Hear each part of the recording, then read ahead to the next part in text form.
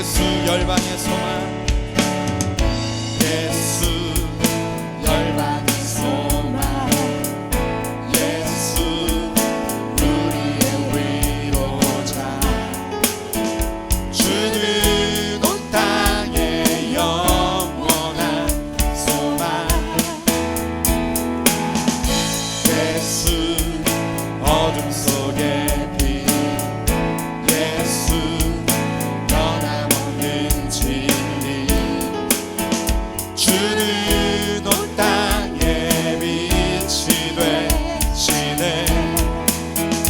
우리 위에 죽으시고 다시 사신 생명의 주. 주님만이 소망이요 변함없는 반석이라. 주님만이 온 세상을 비추시네. 또 죽음에서 부활하신 우리 구주 영광의 왕. 주를 믿는 모든 자의 소망 되신 주를 믿네. 우리 다시 한번 믿음으로 선포하며 찬양합니다. 예수 열방의 소망, 예수 열방의 소망, 예수 우리의 위로자. 주는 온 땅의 영원한 소망, 예수 어둠 속의 빛, 예수 변함없는 진리. 주는 온 땅의 빛이 되시네. 우리 위에 죽으시고 다시 사신 생명. 우리 위에 죽으시고, 우리 위에 죽으시고 다시 사신 생명의 주. 주님만이 소망이요 변함없는 반석이라. 주님만이 온 세상을 비추시네.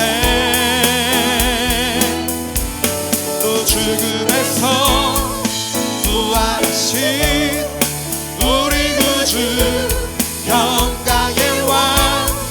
주를 믿는 모든 자의 소망 되신. 주님만이 소망이요, 주님만이 소망이요 변함없는 반석이라. 주님만이 온 세상을 비추시네. 또 죽음에서 부활하신 우리 구주 영광의 왕. 주를 믿는 모든 자의 소망 되신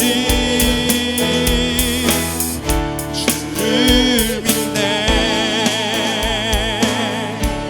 아멘. 죄에서 자유를 얻게 함은 찬양하겠습니다.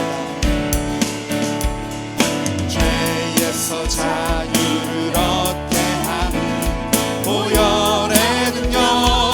주의 보혈 시험을 이기는 승리되는 참 놀라운 능력이로다. 주의 보혈 능력이 있도다. 주의 피 믿으오. 주의 보혈 그 어린 양의 매우 귀중한 피로다.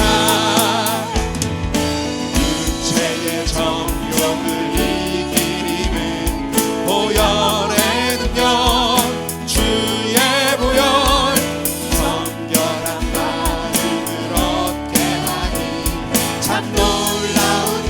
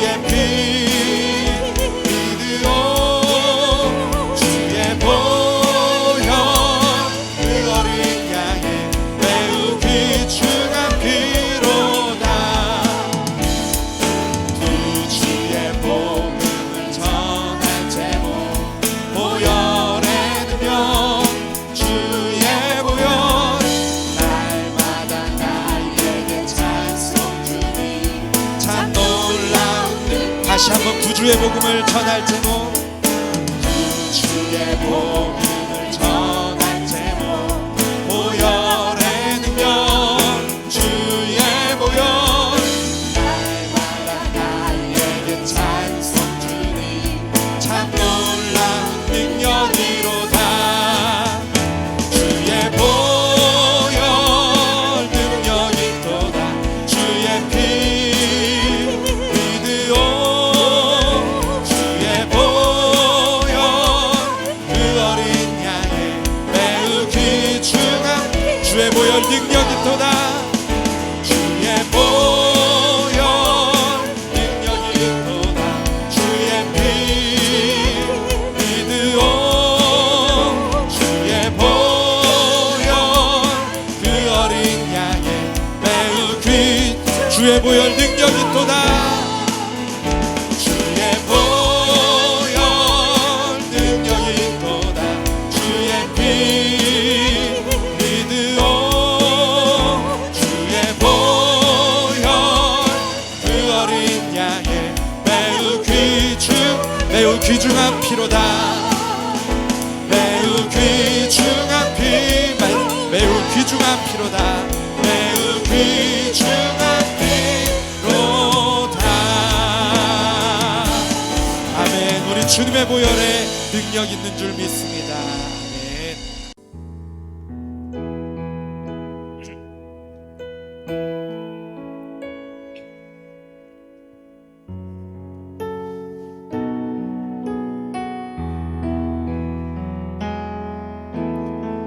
세상은 들리고 사람들은 변하여도 나는 주를 섬기리.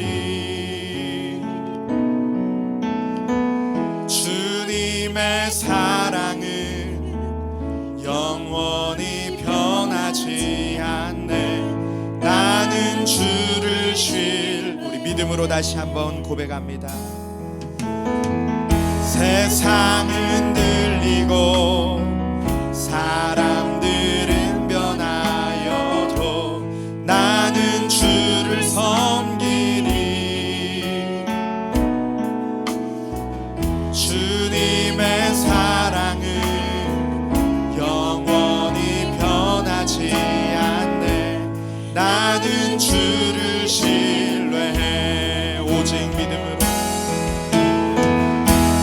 오직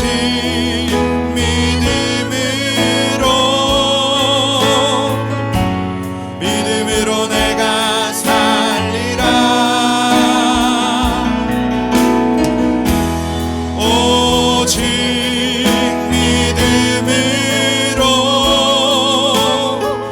믿음으로 내가 살리라.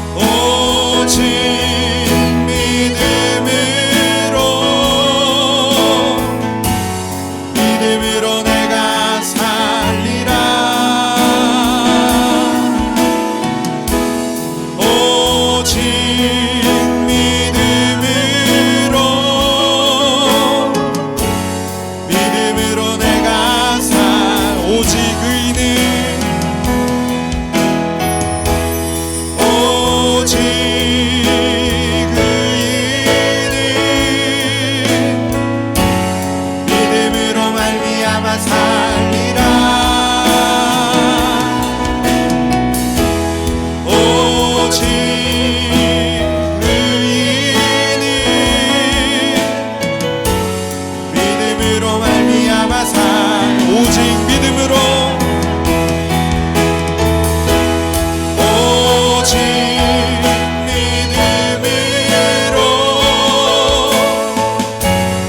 믿음으로 내가 살리라 오직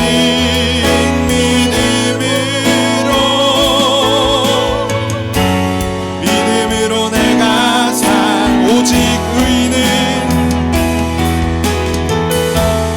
오직 의인은 믿음으로 말미암아 살리라 오직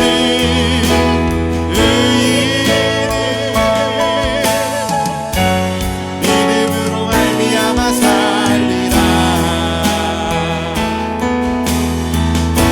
아멘. 우리가 주님 예수 그리스도를 믿는 믿음으로만 아버지 하나님 우리가 다른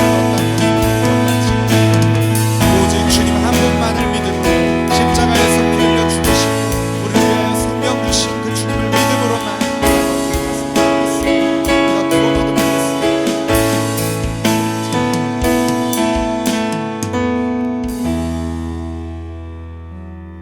할렐루야. 수요 예배 은혜 자리에 오신 성도님들을 환영합니다. 우리 옆에 있는 사랑하는 가족들과 함께 이렇게 인사하겠습니다.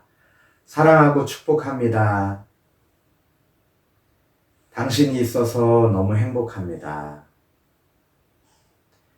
네, 오늘 또 록다운으로 계속해서 수요 예배 온라인으로 드리게 되는데 예배 가운데 크신 하나님의 은혜가 임마누엘의 하나님의 은혜가 있기를 소망합니다. 우리 오늘 말씀 갈라디아서 2장 16절 말씀 함께 한 목소리로 크게 읽겠습니다. 성경책 찾아서 보시고 또 자막 보시면서 큰 소리로 함께 읽겠습니다. 사람이 의롭게 되는 것은 율법의 행위로 말미암음이 아니요 오직 예수 그리스도를 믿음으로 말미암는 줄 알므로 우리도 그리스도 예수를 믿나니 이는 우리가 율법의 행위로서가 아니고 그리스도를 믿음으로써 의롭다함을 얻으려 함이라. 율법의 행위로서는 의롭다함을 얻을 육체가 없느니라. 아멘. 마틴 루터의 종교개혁 이후에 갈라디아서는 기독교 자유의 대헌장이라고 불릴 정도로 많은 사랑을 받았습니다. 로마서처럼 기독교 신앙의 핵심 구원 과정에 대해서 자세한 가르침을 담고 있기 때문입니다. 예수님의 십자가 사건을 이해할 단서가 이 안에 담겨 있고 또 율법에 대한 이해와 함께 믿음으로 구원을 얻는다는 이신칭의의 과정과 또 구원 이후의 삶에 대한 설명도 함께 있습니다.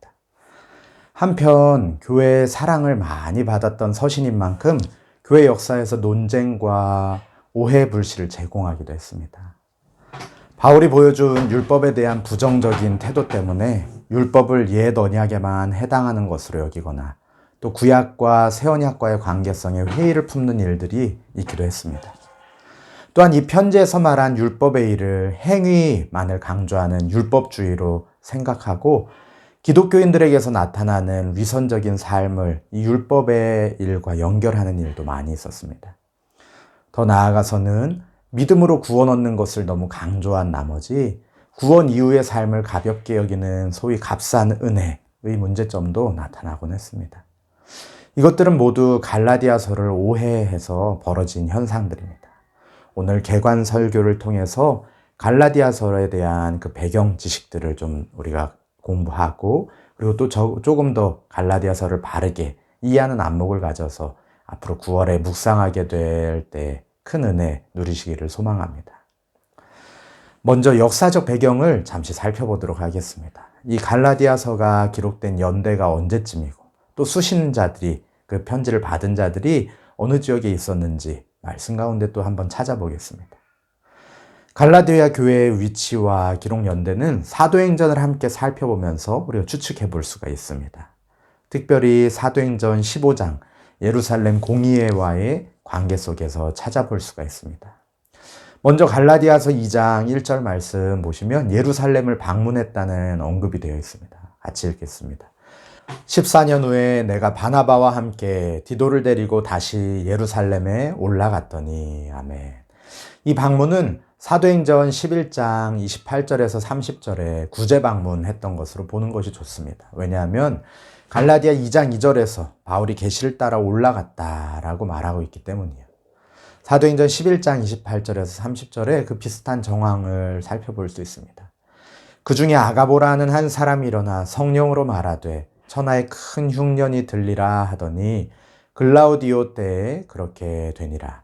제자들이 각각 그 힘대로 유대에 사는 형제들에게 부조를 보내기로 작정하고 이를 실행하여 바나바와 사울의 손으로 장로들에게 보내니라. 아멘. 사도행전 15장의 이 공의의 사건은 유다 기독교인들이 안디옥에 와서 할례를 주장하면서 촉발되었습니다. 하지만 구제 방문, 지금 방금 읽었던 이 구제 방문은 사도행전 11장에서 말씀하는 것처럼 아가보라고 하는 사람이 큰 흉년을 예언함으로써 시작되었습니다. 따라서 하나님의 계시라는 측면에서 이 구제 방문으로 보는 것이 조금 더 적절할 것 같습니다. 또 사사로이, 사적으로라고 2절에 나와 있는 이 표현도 공적인 성격을 띠었던 공의회 방문과는 좀 다르죠. 따라서 갈라디아서 2장에서 말씀하고 있는 이 방문이 공의회 이전이었다라고 볼 수 있겠습니다. 두 번째로 바울이 안디옥에서 베드로를 책망한 사건에 대한 기록도 우리가 생각해 볼 수 있습니다. 이건 역시 사도행전 15장의 공의회 사건 이전에 있었던 것이죠. 바울이 책망한 내용을 보면 공의회의 합의사항을 언급하지 않고 있습니다. 공의회의 주된 결정이 비유대인들에게, 이방인들에게 할례를 강요하지 말고 믿음으로만 구원 얻는 것에 동의한 것입니다. 그 밖에 다른 것들은 정말 중요한 사안들 빼고는 좀 이렇게 자유를 주자라고 결정했습니다. 베드로도 그 합의를 주도한 사람들 중에 한 명이었기 때문에 이 사건 가운데에서 예루살렘 공의회에서 우리가 함께 이 할례에 관한 사안을 결정하지 않았습니까? 라고 이야기하면 모든 것이 해결됩니다. 그럼에도 불구하고 그것에 대해서 언급하지 않았다는 사실은 이 사건이 공의회 이전에, 사도행전 15장 사건 이전에 있었던 것임을 알 수 있게 합니다. 따라서 바울의 예루살렘 방문과 또 베드로를 책망한 일, 이 두 가지 사건을 고려할 때 이 서신은 사도 바울의 1차 선교 여행 이후 그리고 예루살렘 공의회 그 중간 어느 시점에 쓰인 것으로 볼 수가 있겠습니다. 따라서 지도를 잠시 보시면 이 서신의 수신지인 갈라디아의 여러 교회들은 1차 선교 여행 때 방문했던 오늘날의 터키 남쪽 지역 이 부분에 위치해 있고 또 기령연대는 대략 주 46년에서 49년 사이일 것이라고 추측할 수가 있습니다. 다시 갈라디아서 2장 1절에서 10절로 돌아와서 바울의 선교와 또 그 수신자들의 상황이 어떠했는지를 잠시 살펴보겠습니다. 이 구제 방문을 마친 뒤에 안디옥으로 돌아간 바울은 이후에 바나바와 마가와 함께 1차 선교 여행을 떠납니다. 그들은 바나바의 고향인 구브로 섬에서 전도하고 그리고 터키 남쪽 갈라디아 지역으로 옮겨서 여러 교회들을 세우고 안디옥으로 돌아갑니다. 그런데 얼마 되지 않아서 바울과 그의 동역자들이 예수 그리스도의 복음을 전했었던 그 갈라디아 지역 교회들에 문제가 발생했습니다. 어떤 유대 기독교인들이 와서 바울이 전했던 기존 복음과는 다른 복음, 잘못된 복음을 옳다고 전하는 것입니다. 그들은 아브라함의 예를 통해서 할례를 해야지만 하나님의 참 언약 백성이 될 수 있다라고 가르쳤던 것으로 보입니다. 그들은 자기들의 가르침이 옳다는 것을 주장하기 위해서 바울의 사도성에 대해서도 의심을 품게 하고 바울이 전한 복음의 권위를 폄하해서 그가 전한 복음의 신뢰성을 무너뜨리기도 합니다. 바울의 1차 전도 여행 때 복음을 받아들였던 갈라디아 교인들은 그 당시에 세례를 받았습니다. 또 성령의 역사도 체험을 했습니다. 그들 대부분이 이방인들이었기 때문에 바른 복음을 분별하는 일이 쉽지만은 않았던 것 같습니다. 게다가 예루살렘으로부터 그곳에 온 몇몇 유대인들이 그들에게 주어진 바울의 가르침을 잘못된 것이라고 하고 또 할례를 꼭 받아야 한다라고 율법주의를 강조했을 때 갈라디아 교인들 가운데에는 율법과 복음을 혼동하는 큰 혼란이 일어나게 되었습니다. 많은 교인들이 믿음으로 얻은 구원 상태를 떠나서 구원 이전으로 되돌아갈 상황에 놓였고 바울과의 관계가 깨어졌을 뿐만 아니라 거짓 가르침에 미혹된 자들 때문에 기존 성도들 사이에도 갈등이 생겼습니다. 교회의 이런 문제 상황은 상당히 심각해졌고 자칫 교회 전체가 무너질 수도 있는 위태위태한 상태였습니다. 이 갈라디아서는 그 기록된 목적을 한번 살펴볼 텐데요. 철저하게 이런 수신자들의 상황을 중심으로 기록된 편지라는 것을 늘 우리가 염두해야 할 것입니다.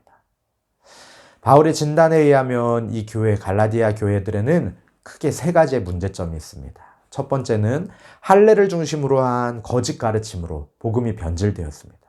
두 번째는 거짓 교사들 때문에 바울과의 관계가 깨어져서 참 전파자가 누구인지를, 참 복음의 전파자가 누구인지를 분별하지 못했습니다. 세 번째로는 거짓을 따르는 자들로 인해서 교회 안에 갈등과 반목 그리고 다툼이 생겼습니다.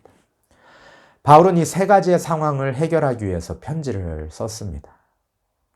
첫 번째 문제에 대해서는 자기 자신의 사도권을 변호하면서 복음의 신뢰성을 확증하고 율법이 아닌 예수 그리스도, 우리 주 예수님을 믿는 믿음으로만 구원을 받는 그 과정, 구원의 과정을 설명합니다. 두 번째 문제에 대해서는 거짓 교사들과 또 바울 자신을 대조하면서 독자들에게 바른 것을 선택해라, 바른 분별과 바른 대응을 해라 라고 요청을 합니다. 그리고 세 번째 문제에 대해서는 성령을 따라 사는 사랑의 삶을 살아라 라고 주문을 합니다. 갈라디아서의 본론에 해당되는 세 부분, 이 세 부분이 바울의 세 가지 목적을 잘 보여줍니다. 잠시 뒤에 또 그 구조를 보면서 살펴보겠지만 이 세 가지 목적은 복음과 칭의 그리고 자유에 대한 내용입니다. 개인적인 사도권을 변호할 때에는 복음에 대한 내용을 잘 보여주고 있습니다. 그리고 또 이신칭의, 즉 믿음으로 구원을 얻는다는 복음에 대한 신학적 논쟁 가운데 칭의에 대한 메시지가 또 잘 드러납니다. 그리고 마지막으로 자유의 바른 사용을 위해서 실천적인 권면들을 주는 가운데 그리스도의 내 자유에 대한 권면이 또 나타납니다. 이처럼 우리가 갈라디아서를 볼 때 이러한 그 배경 가운데에서 갈라디아서가 쓰여졌음을 기억하면서 읽는다면 좀 더 바른 이해를 가질 수 있을 것 같습니다. 이 갈라디아서에는 한 세 가지 정도의 특징이 있습니다. 첫 번째로는 다른 바울 서신들과 비교했을 때 다른 바울 서신에는 일반적으로 나타나는 감사와 또 이 중보적 기도, 그 교회를 향한 사랑의 기도에 대한 내용이 없습니다.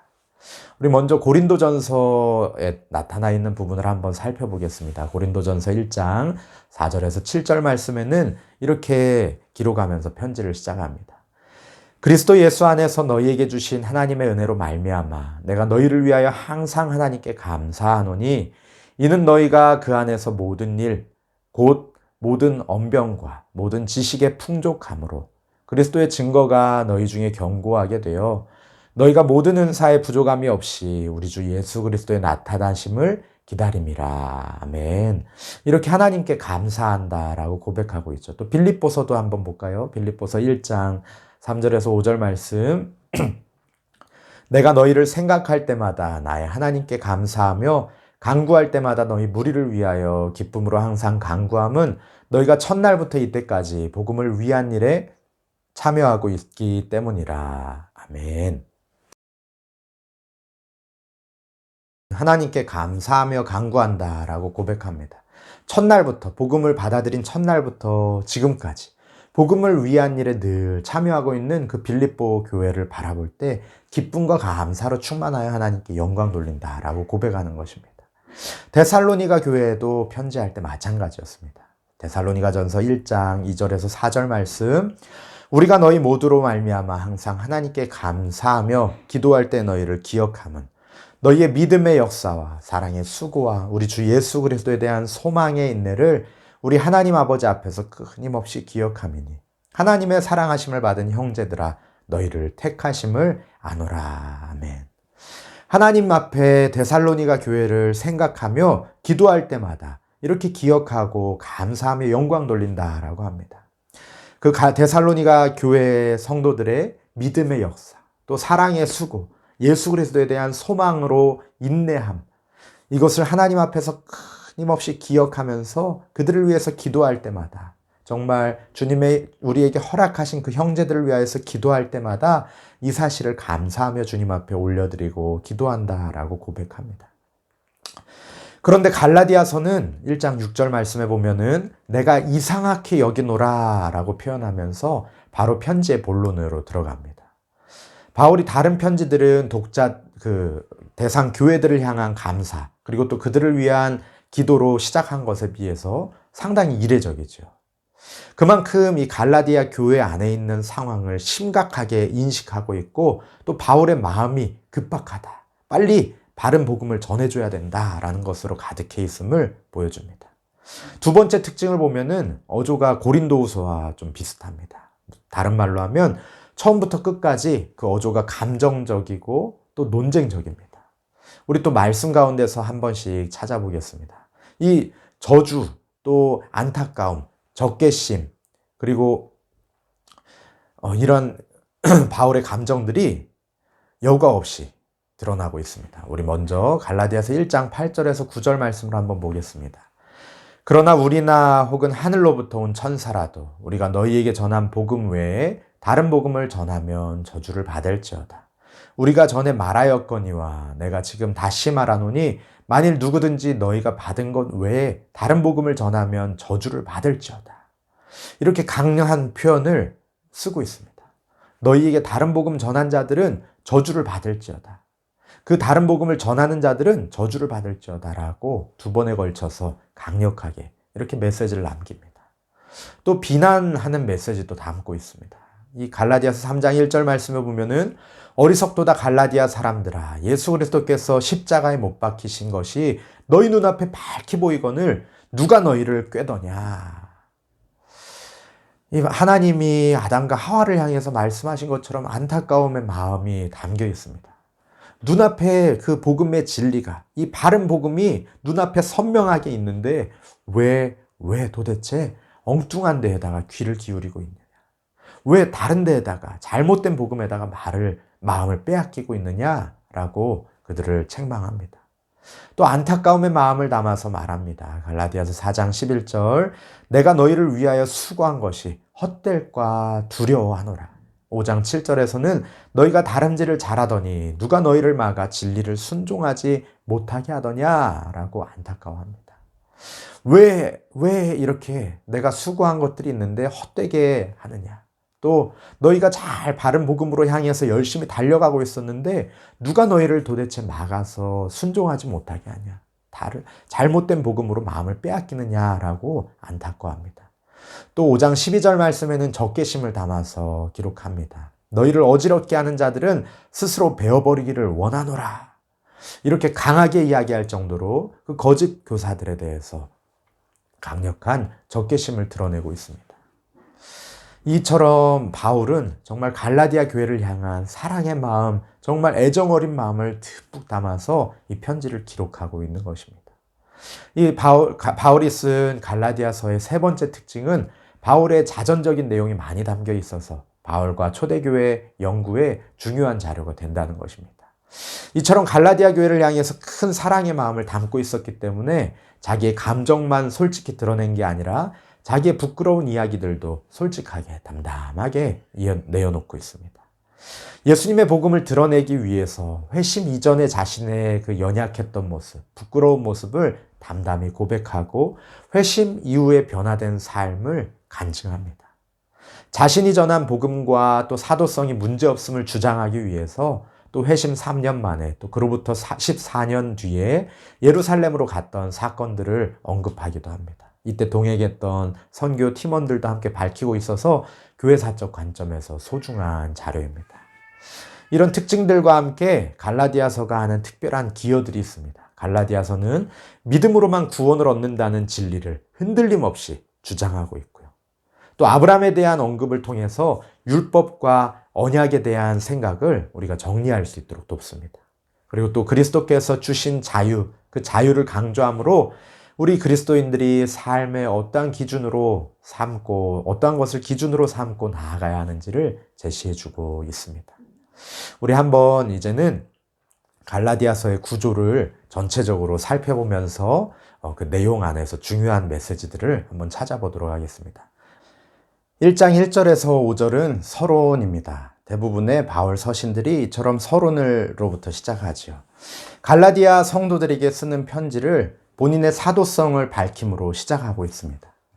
바울에게 사도성이 중요한 이유는 아까 말씀드린 것처럼 바울의 대적자들, 거짓 복음을 전한 자들이 가장 집요하게 물고 늘어지고 공격했던 것이 바로 이 바울이 누구냐, 이 바울이 참된 사도가 맞냐, 그가 복음을 전할 자격이 있느냐, 이거였기 때문입니다.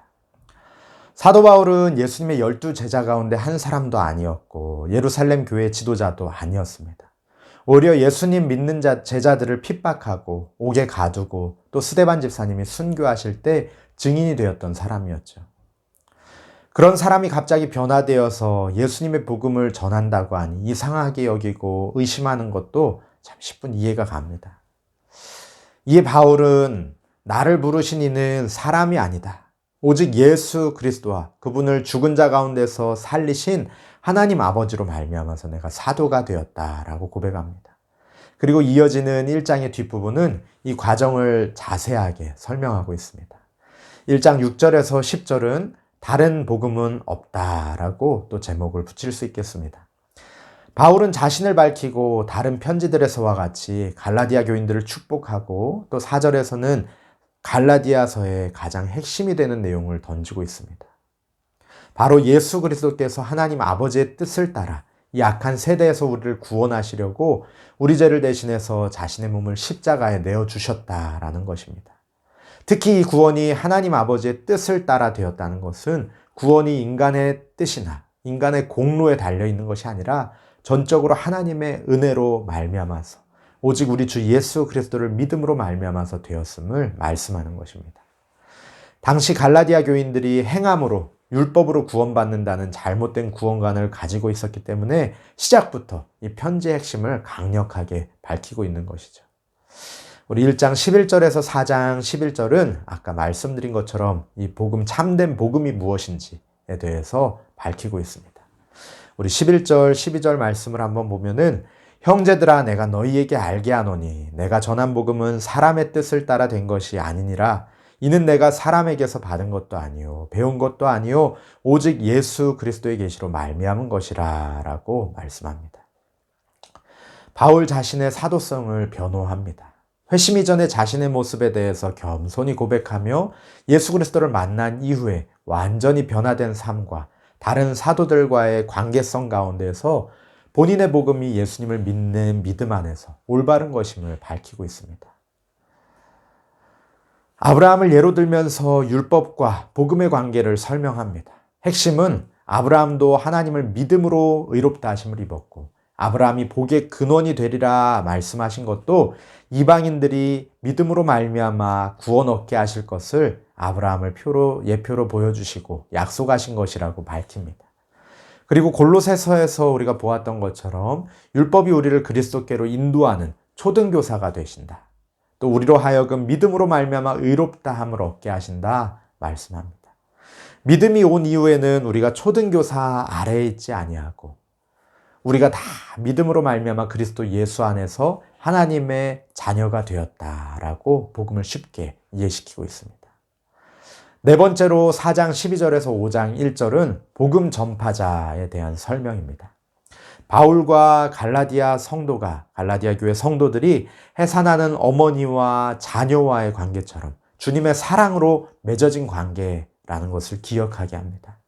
그리고 거짓 교사들은 너희에게 생명의 양식을 주는 것이 아니라 너희를 이간질시켜서 참된 복음이 아니라 그들 자신을 열심히 따르게 하기 위함이니 종의 멍에를 매지 말라라고 경고합니다. 그리고 5장 2절에서 11절은 이 복음 전파자에 대해서 참된 복음과 복음 전파자에 대해서 설명하고 또 정리하고 있습니다. 갈라디아 해석에 있어서 중요한 문제 가운데 하나가 바로 갈라디아 교회에 침투한 이 거짓 선생들이 누구냐는 것이죠. 갈라디아서는 그들이 누구인지를 확실하게 밝히고 있지는 않지만 언급된 내용들을 통해서 그들의 정체를 좀 추측해 볼 수가 있습니다. 확실한 것은 이들이 율법 준수를 주장한 유대 그리스도인들이었고 소수 적은 자들이었다라는 것입니다. 이들은 바울의 사도 자격에 의의를 제기했고 바울이 전하는 복음도 불완전한 것이라고 주장했습니다. 새 이스라엘의 구성원이 되려면 먼저 할례를 받고 율법을 준수하는 유대인이 되어야 한다라고 주장했습니다. 믿음으로만은 구원받을 수가 없다라고 주장한 것입니다. 이에 대해서 갈라디아서에서는 이렇게 묘사합니다. 1장 7절 말씀에는 성도를 요란케 하여 그리스도의 복음을 변하게 하는 자, 또 1장 8절에서 9절은 다른 복음을 전하는 자, 또 2장 4절에서는 가만히 들어온 거짓 형제, 또 성도를 종으려 삼으라 하는 자, 그리고 3장 1절에서는 성도를 꿰는 자, 또 5장 7절에서는 진리를 순종치 못하게 막는 자, 5장 12절에서는 성도를 어지럽게 하는 자, 6장 12절에서는 육체의 모양을 내려 하는 자, 이와 같이 묘사를 하고 있습니다. 그리고 여섯 번째로 5장 13절에서 6장 10절 말씀을 보면은 갈라디아 성도들의 삶에 대한 권면이 나타나 있습니다. 교회 안에서 서로 다투지 말고 사랑으로 서로 종노릇하여라. 서로 물고 뜯으면 피차 멸망하니 주의해라 라고 사랑의 권면을 합니다. 또 믿음으로 말미암아서 구원받고 하나님의 나라를 유업으로 받은 자답게 성령의 열매를 맺으면서 성령을 따라 살라라고 명령합니다. 그리고 마지막으로 교회 성도들 간의 분열의 문제에 대해서 만일 누군가가 하나님 앞에 범죄한 일이 드러난다면 온유한 심령으로 바로잡아주라. 그 일을 거울 삼아서 나 자신이 스스로 살펴보아라 라고 권면합니다. 이제 6장 11절에서 18절은 마지막으로 경고하고 축도하면서 편지를 마칩니다. 갈라디아 교회 안의 모든 문제에 대해서 목회적인 가르침과 권면들을 제시하고 난 뒤에 우리 주 예수 그리스도의 십자가만을 드러낸 이제 후로는 이런 문제들이 없도록 하라고 강력하게 이야기하며 다른 서신들과 같이 축도로 편지를 마무리합니다. 말씀을 맺으면서 다시 한번 점검해 보면 바울은 갈라디아 교회들 안에 적은 누룩으로 시작되어서 온 덩이에 퍼지는 암과 같은 이 거짓 복음들을 경계하며 이 편지를 썼습니다.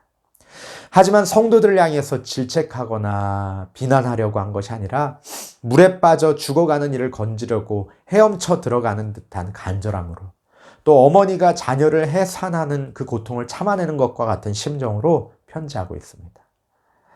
어린 자녀가 몇 번을 넘어져도 다시 일으켜 세우면서 정말 사랑의 마음으로 걸음마를 가르치는 것처럼 또 똑같은 단어를 몇 번씩 물어봐도 계속해서 알려주면서 말을 배우도록 가르쳐주는 것처럼 사랑의 마음으로 넘어지는 갈라디아 교회 성도들을 향해서 손을 뻗고 있습니다.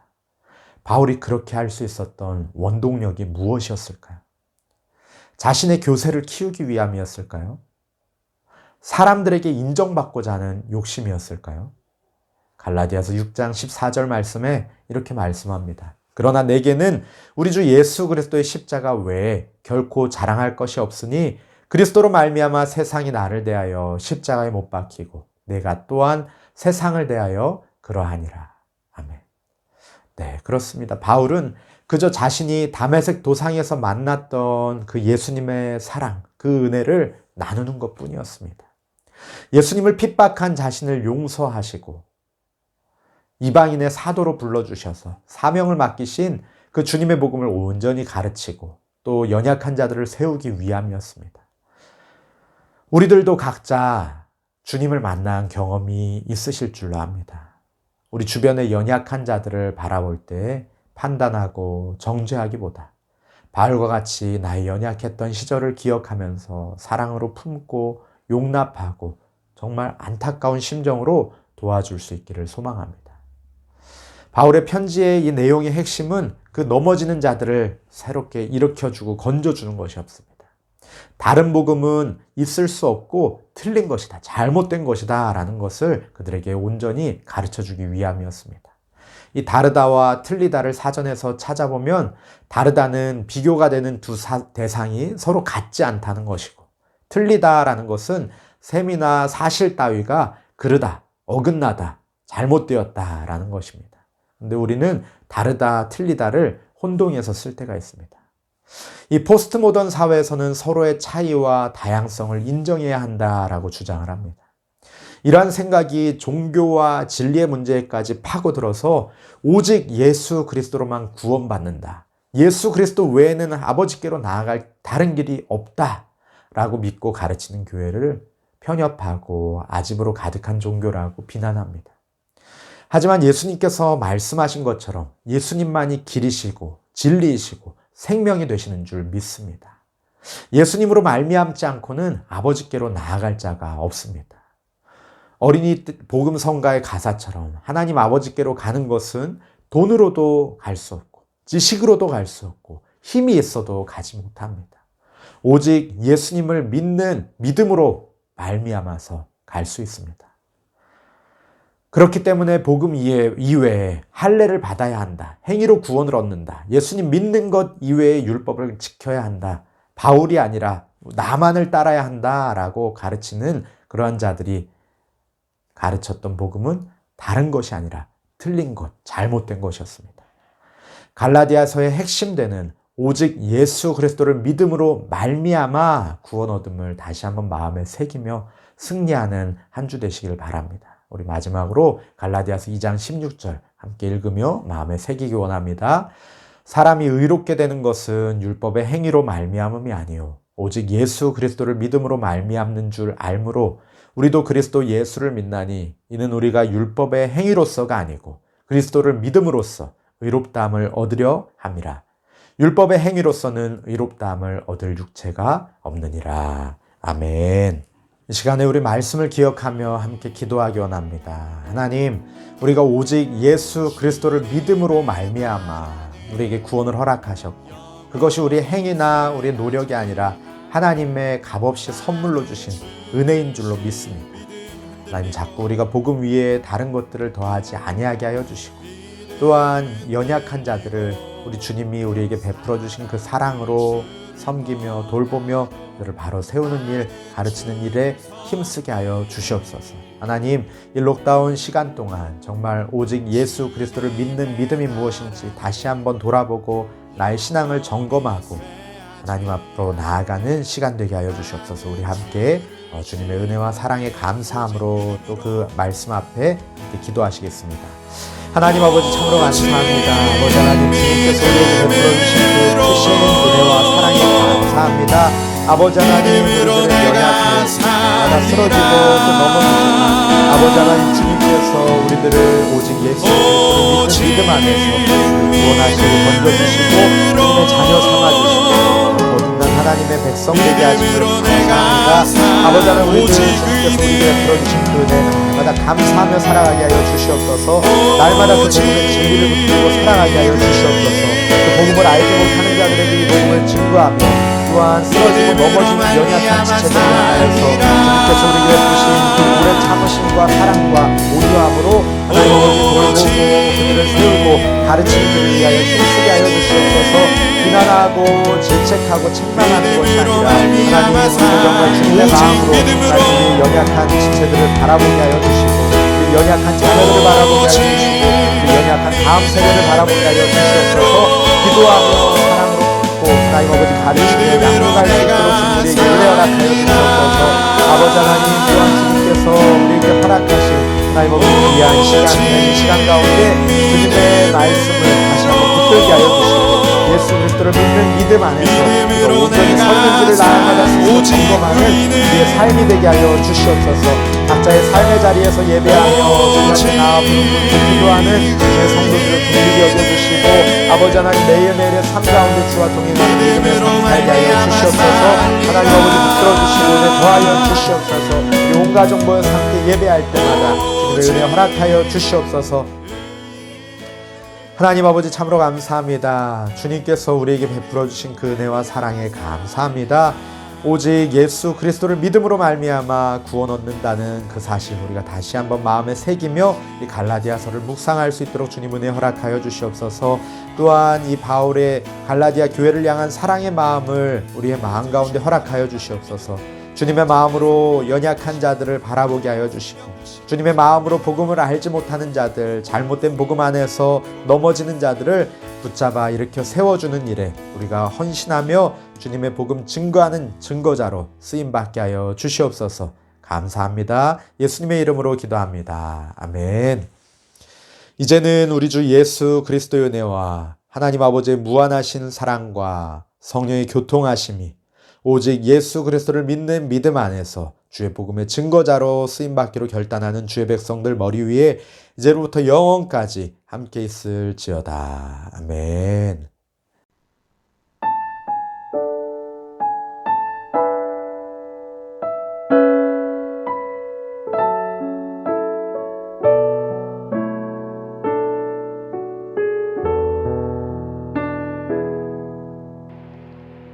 이 시간 너의 마음속에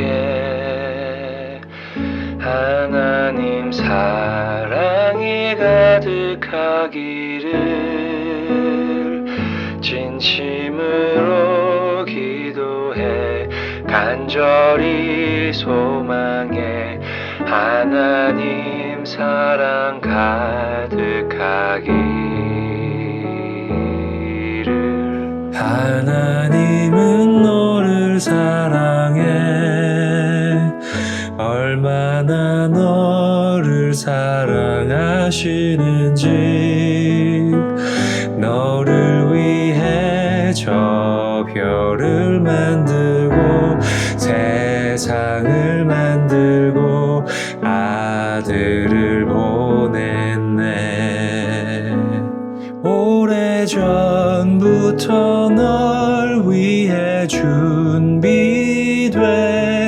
하나님의 크신 사랑 너의 가는 길 주의 사랑 가득하기를 축복해.